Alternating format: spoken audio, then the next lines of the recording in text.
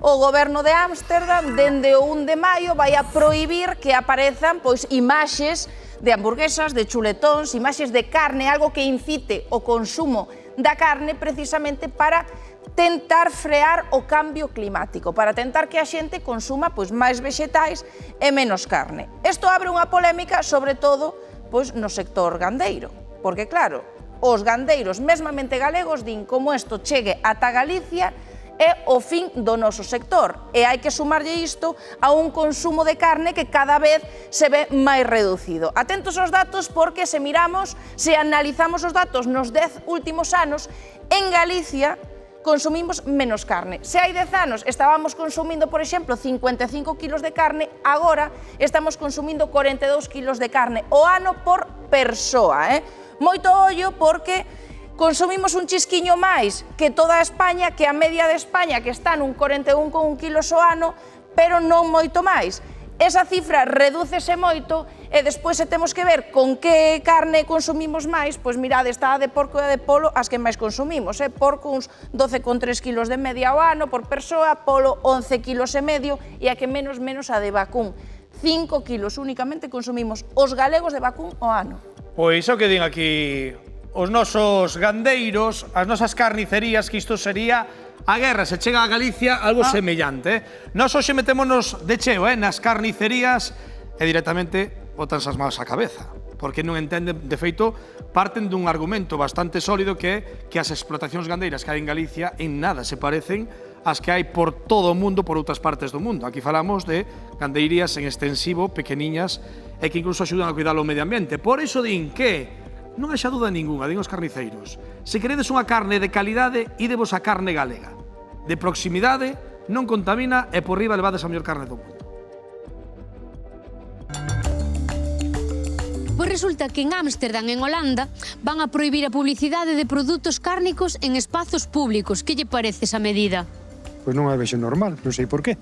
Bueno, pois unha ridiculez. Eu penso que o que queira comer cada un é decisión de cada un. Non me parece bien, o sea, según que produtos cárnicos, pero bueno, Me parece una estupidez, lo siento.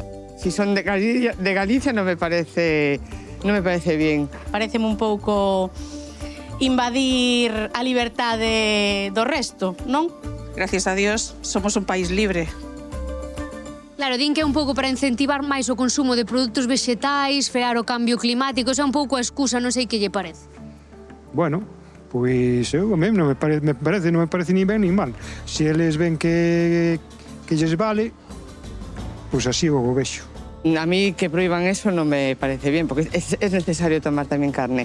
Está ben, Bestia medida. está ben. E fixeron co tabaco. Bueno, que o cambio climático hai que frealo de outras maneiras. Eu entendo que o consumo de carne no cambio climático pode influir polo rollo do abono e todo eso, pero ao final os cruceiros siguen polo mar, os avións polo ceo, entón... Hai moitos outros factores, e bueno, o cambio climático se ve que está aquí, pero bueno, habría que mirar tamén máis profundo o que é o tema. Son intereses y entonces yo creo que hay dinero por el medio para que al ganadero se le esté machacando continuamente, pero... non sei, cada un que como que queira, punto. E despois o cambio climático haberá maneiras de solucionalo. E parecelle que podería chegar esa medida aquí a España ou a Galicia? Eu penso que a Galicia vai ser que non, Yo creo que habría una guerra. Yo creo que non va a reducir o consumo de carne. Non o vexo, non o vexo polo menos próximo a eso. Non. Non.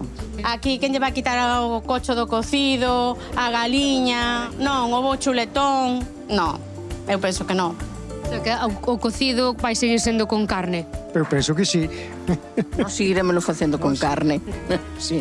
Digan o que digan. Trataremos de reciclar para axudar no cambio climático e todo o que sea, pero bueno, pero na forma de comer non vexo eu que afecte moito o cambio climático. Cámara aberta, hoxe mirando cara a Lourizán en Pontevedra, onde as augas non están ben canalizadas e cada vez que chove en cantidade, teñen o problema que rebordan por todas partes as augas da chuvia, pero tamén as fecais.